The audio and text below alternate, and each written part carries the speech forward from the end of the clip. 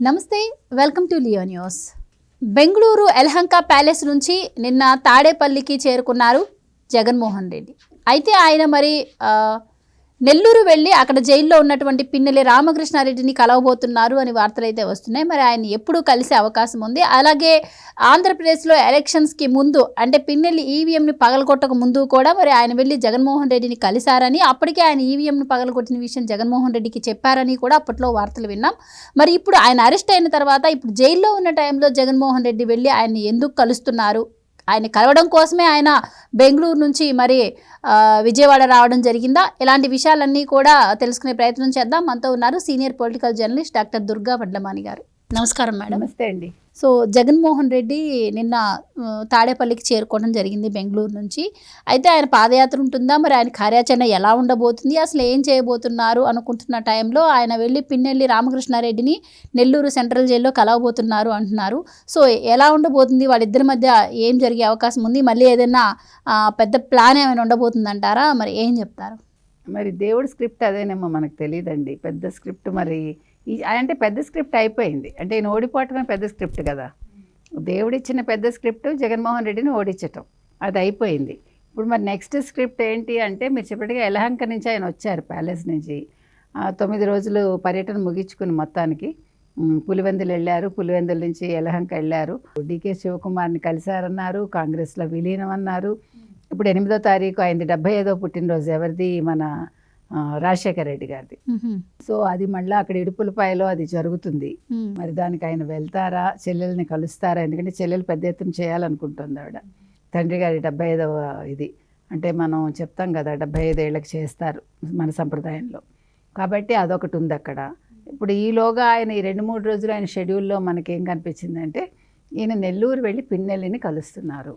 అంటే ఇప్పుడు కార్యకర్తలకి దెబ్బలు తగిలాయి, తెలుగుదేశం వాళ్ళ మీద దాడులు చేశారు, వాళ్ళ ఆస్తులు ధ్వంసం చేశారు, నేను ఓదార్పు యాత్ర చేస్తాను, లేకపోతే ఓదార్పు యాత్ర అంటారో దాన్ని వాళ్ళు ఇంకా ఏం పేరు పెడతారో మనకు తెలియదు. మొత్తానికి వాళ్ళని వెళ్ళి ఓదారుస్తాడు ఈయన. అది జనవరి నుంచి అని ఒక మాట వచ్చింది మనకి. కానీ ఇప్పుడు అంతకంటే ముందు ఇంకా చాలా పెద్ద విషయం ఆయనకి ఇప్పుడు ఎదురైందనమాట. పిన్నెల్లి రామకృష్ణారెడ్డి అరెస్టు. పిన్నెల్లి వెంకటరామరెడ్డి ఏమైపోయారో తెలియదు ఇంకా. అతను కూడా అసలు సూత్రధారి ఆయన. సో అలాంటప్పుడు ఇప్పుడు అసలు పిన్నెల్లిని వెళ్ళి జగన్మోహన్ రెడ్డి కలవడం ఏమిటి? ఒక హంతకుడి ముద్రపడిన పిన్నెల్లి, ఒక హత్యానేరం ముద్రపడిన పిన్నెల్లిని ఈయన వెళ్ళి కలవటం ఏంటి? ఒక ఈవీఎంని ధ్వంసం చేసిన పిన్నెల్లిని ఈయన వెళ్ళి కలవటం ఏంటి?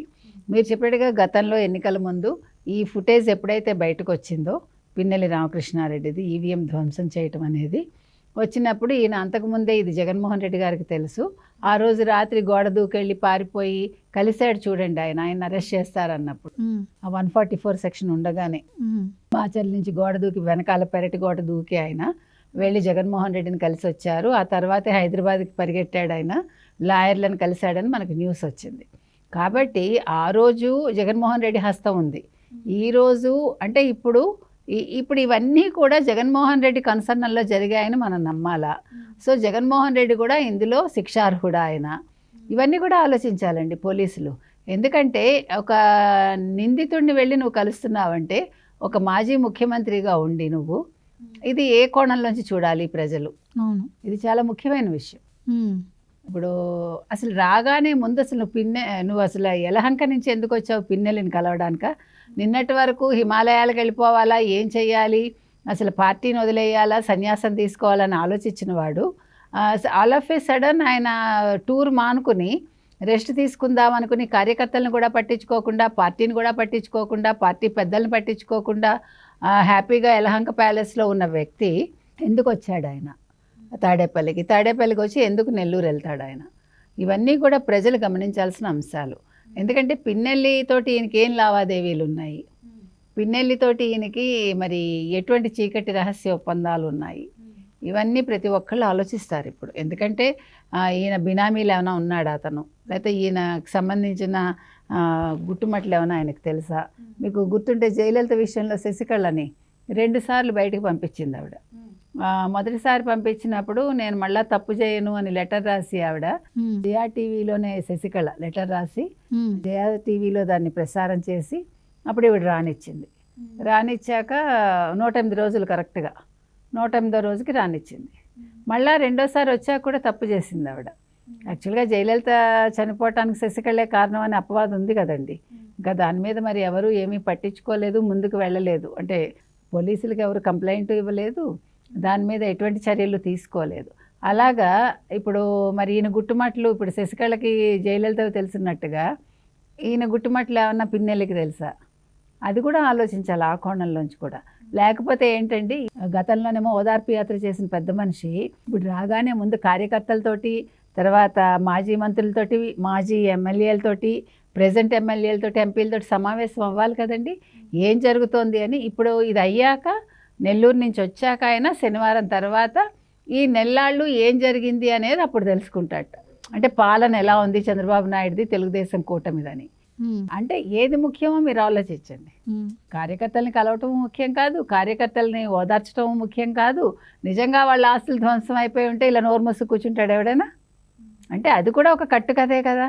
లేదు మీకు మీరే పాడు చేసుకుని మీ ఆస్తులు మీరు దాన్ని కూడా తెలుగుదేశం పార్టీ మీద వేద్దామని చూస్తున్నారా, జనసేన మీద వేస్తామని చూస్తున్నారా? ఎందుకంటే వాళ్ళు బీజేపీ గురించి ఎక్కడ ప్రస్తావించట్లేదు, మీరు గమనించండి. ఏ రోజు కూడా ఓడిపోకముందు, అంటే ఎలక్షన్స్ ముందు, ఎలక్షన్స్ తర్వాత కూడా వాళ్ళు బీజేపీని ఒక్క మాట అంటలేదు. అంటే మోదీతో ఈయనకి సత్సంబంధాలు ఉన్నాయని అర్థం. మొన్న కూడా ఈ స్పీకర్ ఎన్నిక విషయంలో, ఓం బిర్లా ఎన్నిక విషయంలో వాళ్ళు అడగగానే ఈయన లెటర్ రాస్తాడని అన్కండిషనల్గా. అదే చంద్రబాబు నాయుడు ఏమన్నాడు, మీరు ఎందుకు హోదా ప్రస్తావించట్లేదని అడిగాడు. మరి 5 ఏళ్ళు నువ్వు నిద్రపోయావా? 5 ఏళ్ళు నువ్వు ముఖ్యమంత్రి గతంలో, మరి అప్పుడు నువ్వేం చేశావు? మరి నిన్నను సుబ్బారెడ్డి మాట్లాడాడు కదా సభలో, నిన్న లోక్సభలో సుబ్బారెడ్డి అడుగుతున్నాడు హోదా ఇవ్వండి అంటూ. నీకు ఇప్పుడు నిద్రపోయి మీరు లేచారా? అండ్ ఇంకొకటి గమనించాల్సిన విషయం ఏంటంటే మేడం, ఇక్కడ 5 సంవత్సరాలు సీఎంగా ఉండి కూడా ఎప్పుడూ ప్రజల్లోకి వెళ్ళని మనిషి ఇప్పుడు మరి వెళ్ళేసి వచ్చి ఒక జైల్లో ఉన్నటువంటి ఈవీఎంను పగలగొట్టినటువంటి మనిషిని మాట్లాడేసి రావాల్సిన అవసరం లేదు కదా. అంటే ఇక్కడ అర్థమవుతుంది ఆయన ఓటు వేసి గెలిపించినటువంటి ప్రజలను ఏ విధంగా చూస్తున్నాడు, మరి ఇక్కడ తప్పు చేసి జైల్లో ఉన్నటువంటి మనిషిని ఏ విధంగా చూస్తున్నారు అన్నది ప్రజలకు అర్థమవుతుంది కదా. దీని గురించి ఏం చెప్తారు మీరు? మీరు చెప్పింది 100% కరెక్ట్ అండి. ఎందుకంటే ఇప్పుడు నిజంగా ఆయన చిత్తశుద్ధి ఉంటే ఆయనకి ఏం చేయాలి, రాగానే కార్యకర్తల దగ్గరికి వెళ్తాను అని పరిగెట్టాలి. మీరు చెప్పిన 5 ఏళ్ళు అసలు ఆయన ప్రజల్లోకే వెళ్ళలేదు. ఆ రోజు కూడా చెల్లెలు పాదయాత్ర చేసింది ఈయన. తర్వాత అంతకుముందు ఓదార్పు యాత్ర చేశాడు. అది కూడా ఎందుకు వెళ్ళాడండి, ప్రజల్లోకి పవర్ కోసం. పవర్ వచ్చాక పరదాలు కట్టుకున్నాడు ఆయన, చెట్లు కొట్టించేశాడు. అది చిత్రమైన విషయం ఏంటంటే, అసలు మరి సింహం సింగిల్గా వస్తుంది. మరి సింహం అనేది అడవికి రాజు కదండి. మరి అడవికి రాజు ఎలా ఉంటుందండి, పరదాలు కట్టుకుంటుందా? అడవికి రాజు ఏం చేస్తుంది అంటే ఇలాగ పరదాలు కట్టుకుని ఇలాంటివన్నీ ఎట్లా పెట్టుకుంటారండి? అసలు నీకు అంత ధైర్యం లేదా నీకు? ఇప్పుడు మీరు చూసారు కదా 30 feet ఆ ఫెన్సింగ్ చూసారు కదా వాళ్ళ ఇంటికి. ఇవన్నీ అవసరమా సింహానికి? అంటే నువ్వు సింహం కాదు అనేది నీకు నువ్వే చూపించుకున్నావు. 5 ఏళ్ళు ప్రజల్ని మభ్యపెట్టావు. ఈరోజు ప్రజల్లోకి వెళ్ళే దమ్ము లేదు నీకు. 5 ఏళ్ళు నువ్వు ప్రజల్లోకి వెళ్ళలేదు. తర్వాత కూడా నువ్వు ఎలా వెళ్ళావు? నువ్వు ఎంత ప్రజల్ని ఇబ్బంది పెట్టి ప్రజల్లోకి వెళ్ళావు ఎలక్షన్ టైంలో కూడా. ఈరోజు కూడా నువ్వు వెళ్ళట్లేదు. ఈరోజు నీకు పిన్నెళ్ళు ఏంటి అంత ముఖ్యం నీకు? ఈవీఎంలు పగలగొట్టాడంటేనే చాలా పెద్ద నేరం, హత్యా నేరం కూడా. గొడ్డలు పెట్టి వేసాడు కదా అతని మీద, ఎవరు తెలుగుదేశం ఏజెంట్ మీద. కాబట్టి ఇలాంటి వ్యక్తిని నువ్వు కలుస్తున్నావంటే ప్రజలు ఆలోచించాలి, ప్రతిపక్షాలు ఆలోచించాలి. దీని వెనకాల ఏముంది, అసలు ఈయనకి పిన్నెలితో ఉండే సంబంధాలేంటి, వీళ్ళిద్దరి మధ్య ఉండే రహస్య ఒప్పందాలేంటి, లేదు ఈయన బినామీనా పిన్నెళ్ళేవనా, ఇవన్నీ కూడా ఆలోచించాలండి. ఇవన్నీ చిన్న విషయాలు కాదు.